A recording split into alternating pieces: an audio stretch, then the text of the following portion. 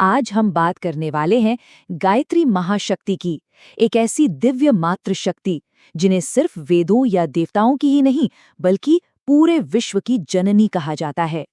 तो चलिए आज समझते हैं उनके इस विराट स्वरूप को और इसके पीछे की गहरी अवधारणा को। ये है विश्व प्रसिद्ध गायत्री मंत्र, सद्बुद्धि के लिए एक आह्वान। ये सिर्फ एक प्रार्थना ही नहीं है, बल्कि वो दिव्य शक्ति है जो हमें अंधेरे से ज्ञान और उजाले की ओर ले जाती है। गायत्री महाशक्ति की जो काया पलट करने वाली शक्ति है, उसका सबसे बड़ा सबूत है विश्वामित्र की कहानी। सोचिए, एक क्षत्रिय राजा जिन्होंने माँ गायत्री की लगातार साधना की और उन्हीं की कृपा से उन्हें ऋषियों में सबसे ऊंचा पद मिला, यानी ब्रह्मर्षि का सम्मान। ये उनकी असीम शक्ति का एक जीता जागता उदाहरण है। और जानते हैं, विश्वामित्र की यही कहानी सुनकर जय नाम के एक जिज्ञासु ने आस्तिक ऋषि से एक बहुत ही गहरा सवाल पूछा, और यही सवाल आज के हमारे इस विश्लेषण का केंद्र है कि आखिर माँ गायत्री को वेद माता क्यों कहते हैं। इस पर आस्तिक ऋषि ने समझाया कि माँ गायत्री का सिर्फ एक नहीं बल्कि 3 मुख्य रूप हैं। उन्हें सिर्फ वेद माता नहीं बल्कि देव माता और विश्व माता भी कहा जाता है। तो चलिए एक एक करके उनके इन तीनों रूपों के पीछे का रहस्य समझते हैं। तो सबसे पहले बात करते हैं उनके पहले स्वरूप की, वेद माता। आखिर क्या वजह है कि उन्हें ज्ञान का ये ब्रह्मांडीय स्रोत माना जाता है। आस्तिक ऋषि बताते हैं कि जब सृष्टि की शुरुआत हुई थी तब ज्ञान का कोई और स्रोत नहीं था।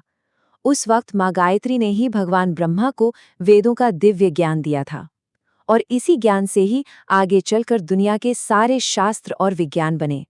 बस इसी पहले कारण से वो वेद माता कहलाईं।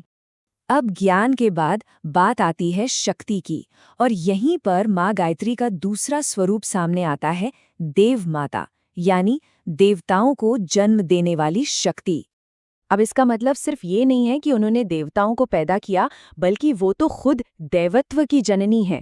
सृष्टि को चलाने के लिए जिन दिव्य शक्तियों की जरूरत होती है, माँ गायत्री ही उन सभी देवताओं को ताकत देती हैं। उन्हीं की ऊर्जा से देवत्व का विकास और पोषण होता है, और इसीलिए वो देव माता हैं।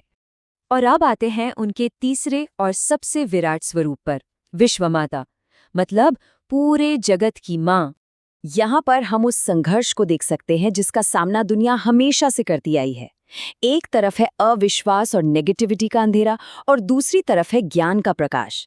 जब जब धरती पर बुरे विचारों का ये अंधेरा गहराने लगता है, तब तब माँ गायत्री का हस्तक्षेप जरूरी हो जाता है।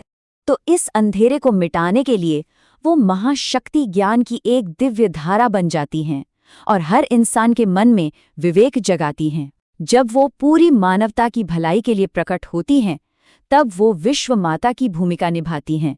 तो अगर हम इसे संक्षेप में समझें तो माँ गायत्री के ये तीनों रूप एक दूसरे से जुड़े हुए हैं, लेकिन इनके अर्थ बिल्कुल साफ हैं। वेद माता के रूप में वो ब्रह्मांड के ज्ञान का स्रोत हैं, देव माता के रूप में वो दिव्य शक्ति का स्रोत हैं, और विश्व माता के रूप में वो सांसारिक विवेक का स्रोत हैं।